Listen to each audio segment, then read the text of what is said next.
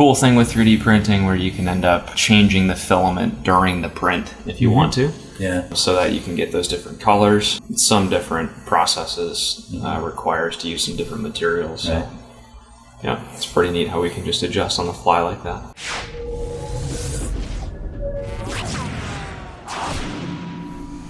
Prosthetics and the need for prosthetics is growing.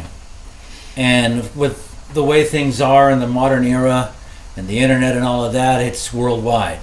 And we're speaking today with Joe Fairley, the third, your dad says, right? The third, that's the third. right. Who's the second? That'd be my dad. Yeah. That'd be my dad, yep. My dad and then my grandfather. So we, when you get all of us in a room and somebody says Joe, all of our heads turn, so it's great. Wow. Yep.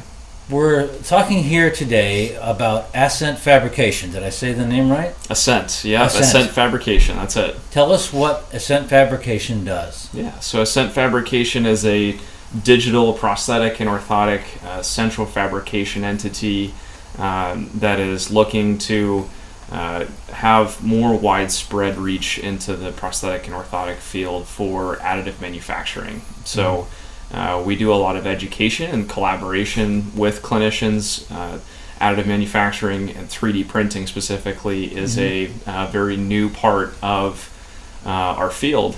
So we're looking to educate people around it as well as be their fabricators for their devices, whether it's prosthetics or orthotics. Let's talk about 3D printing for a second. How long has 3D printing been around? I've been hearing about it for quite a while.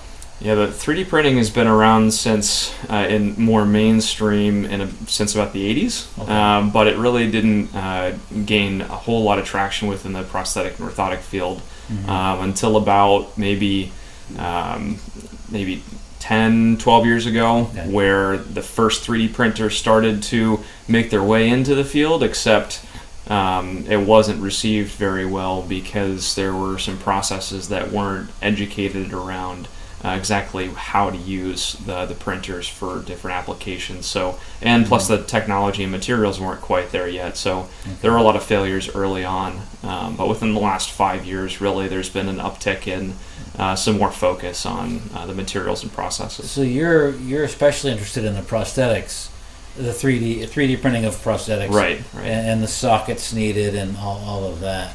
So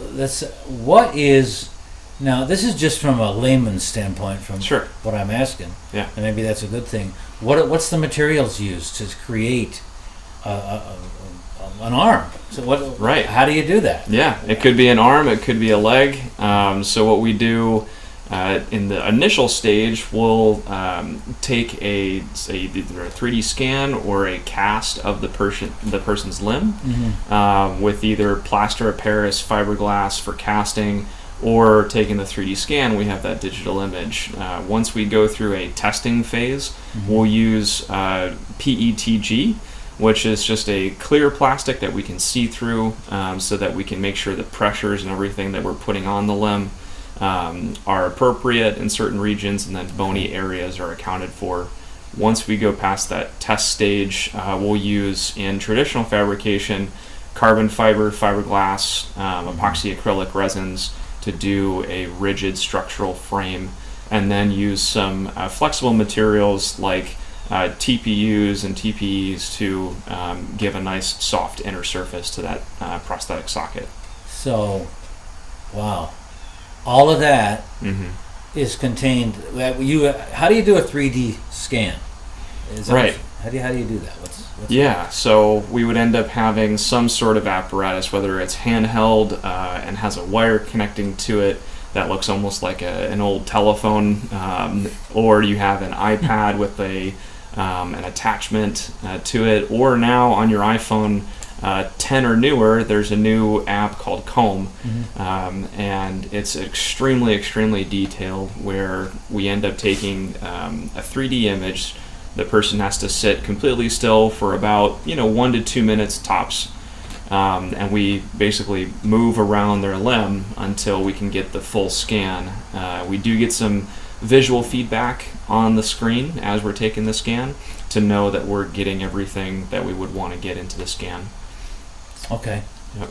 And then it becomes a picture like on your your computer screen here. It does. So what is It this we're does. looking at on the screen right this second? So right now we are looking at a below-the-knee right side, what would be a prosthetic socket. Okay. So this is going to be used for a test socket. I would end up, this is our modification software that we currently use through PVA Mid called Rapid Plaster. Right. There's several different modification softwares that you can pull a 3D scan into.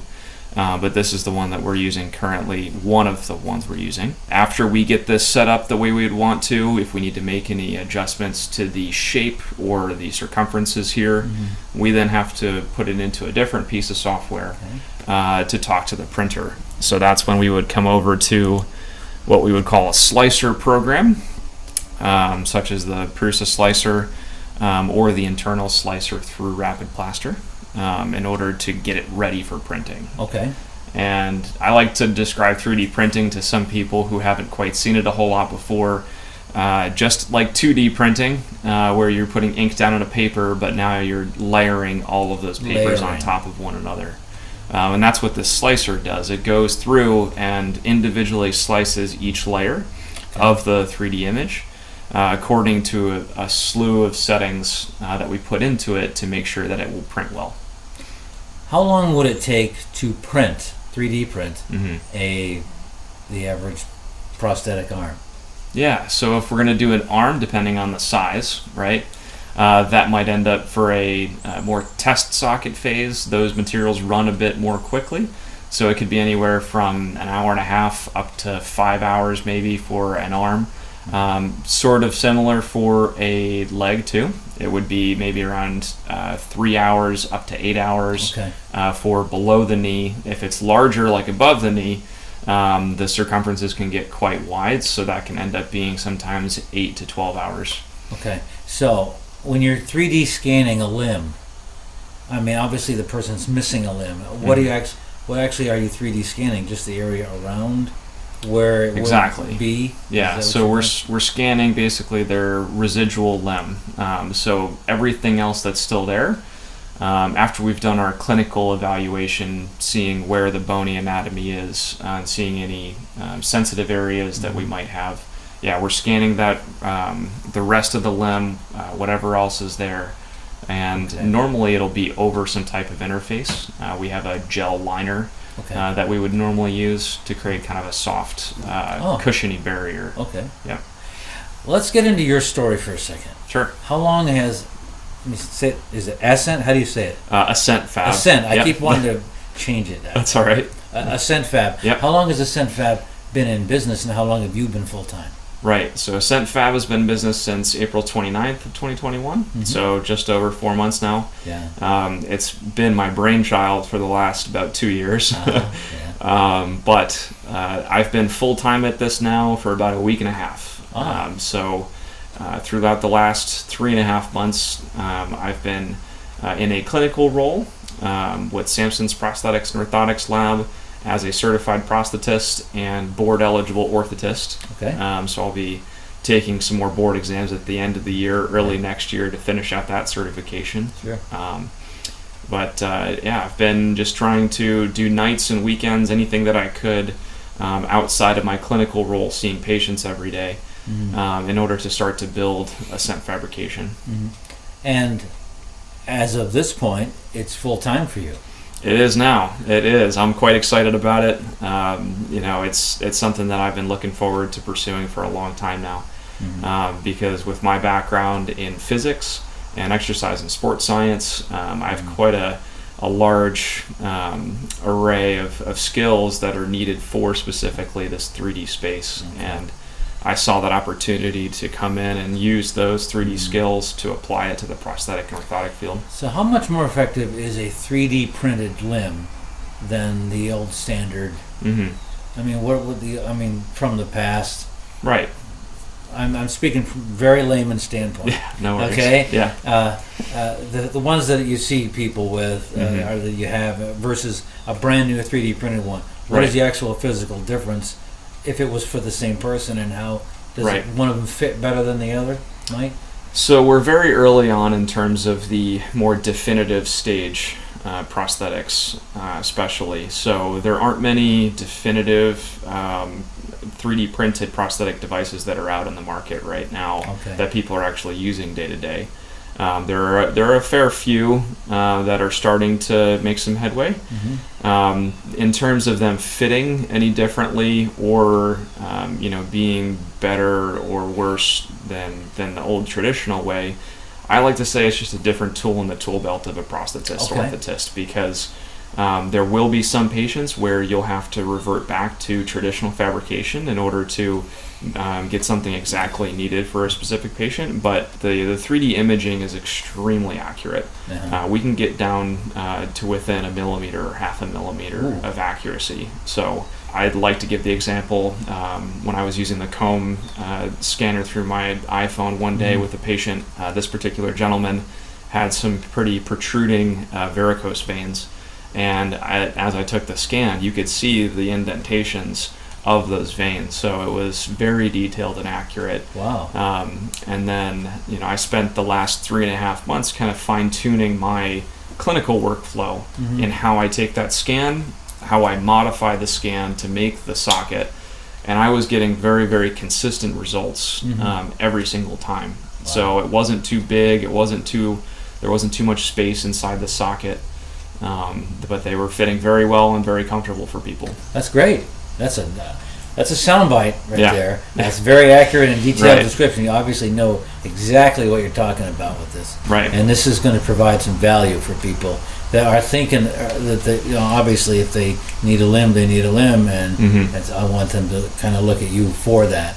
Tell us, how many clients does AscentFab have at this point? So we have approximately 11 clients. They're ranging in all different levels of how they're working with us, because some people have 3D printers of their own in their clinics. I see. Some people are just starting to get into this and just learning. So we have people who we've shipped out test sockets to already, flexible inner sockets as well. We've done more so definitive designs. So something like this has gone out on a few patients of ours, as well as other patients. What we see here is a flexible 3D printed inner socket, and then a rigid carbon frame that was traditionally done. So this is not 3D printed. So it's cool that we can hybridize the workflows in order to provide something that is 3D printed, and some people with the apprehension to go for any definitive 3D printed device, they can go back to traditional and use the same componentry. Wow, that's amazing. That's amazing. Where do you see this company in 5 years? In 5 years, I would see it possibly maybe having a couple locations across the country. Right now, my business partner Derek Schmidt and I, he is also a certified prosthetist orthotist. He is out of Ohio, and I'm here in upstate New York. Wow. So we're already at 2 locations essentially, sort of operating as one though. And now I would see us as having a physical location where we are shipping goods all over the country, and having clients that range outside of the country as well. How does it work when you say you need to do a 3D image scan on a patient? So if you got patients that aren't in Ohio or upstate New York, Vermont, or anywhere, how would you do that 3D scan? Do you go on location somewhere? So we have the clinician end up taking the scan. So our clients are certified prosthetist orthotists, so they would have an iPhone with the app on their phone. I see. In order to take the scan of their patient, or again hybridizing the workflows, they would end up taking a cast of the person's limb and then maybe scanning that cast. So people that like to still be very, very hands-on and manipulate the tissue how we should when we're casting, it's a little bit different when you take a 3D scan. You don't have the same type of being able to move the limb, so some people like to be a little bit more hands-on here still, but we can have them take the scan. If they have the software to modify, like we saw in Rapid Plaster, they're great. They can modify it and just send us a file that's ready to print. or we can do that modification for them. As certified prosthetists, I would try to work with them very closely in terms of making sure that they convey to us exactly what they want, and then work with them to get a good workflow. Awesome. Yeah. What are we looking at on the printer right now? What exactly are you printing? Absolutely. Yeah. So that's it's the material itself. I'm pretty excited about because it's biodegradable, which is a little bit different than some of the other plastics that we're using. It's a TPU, a flexible plastic called YogaFlex from 3D Print Life. And what we're printing right now is a beverage coaster that's going to be a giveaway at next week's conference at the AOPA conference in Boston. That's a great lead-in. What is this conference about in Boston? Absolutely. So it's a gathering of many different clinicians in our field. It's the largest conference in our field during the year. It's an annual event that travels around to different cities around the U.S. every year. And the American Orthotic Prosthetic Association, AOPA, they are one of our kind of governing bodies within the field, as well as helping more so compliance and the procedural things that happen within insurance companies. They kind of help do everything there. But at this conference too, there's a lot of educational courses that go on because we, as in our certifications, continue to have continuing education credits. I would imagine that you have to do a lot of education, keep basically keeping up on things, and certificate. How often do you have to take courses or do certifications? How often does that happen for you? So I believe just me getting just my certification now, I'm still a little new into all the what's needed to go into it. I believe it's like every 2 or 3 years you have to have X number of credits to keep your certification going. So we get a lot of credits if you go to the conferences. There's also a lot of online webinars where you can get credits. A lot of the prosthetic and orthotic manufacturing companies will also do in-person and virtual events where they'll show you their product, and you'll get certification credits for that too. Wow. Yeah. So this is your passion. Absolutely. Obviously. So, well, we're going to cut this short for now, but at some point, maybe in the new year, we're going to we'll talk about some other things and see how you've progressed, and so we'll schedule a time for maybe spring of 22. Sounds great. And see how you're doing. But I want to get into you a little bit. Okay. A couple of non-business questions. Sure, absolutely. I always do on these. And your dad will say I always do this on podcasts. What's your favorite movie? My favorite movie, I'd have to say maybe The Italian Job. It's an older one, but I really like the Mini Coopers driving around and the kind of action scenes that go into it. So it's just a fun movie. If you had a time machine, like a DeLorean or a TARDIS even. A DeLorean, absolutely. Yeah, and you had a chance to go back in time to visit with somebody that's not around, and you can only do it with one person, and who might you do it with? That's a great question.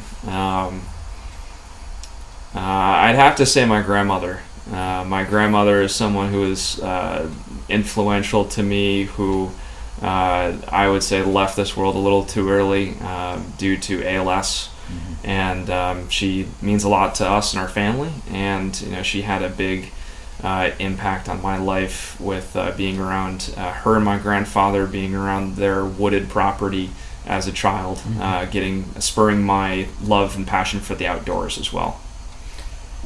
Joe Fairley III from AscentFab, prosthetics, 3D printing. Thank you. Absolutely. Thank you very much. It was a pleasure being here.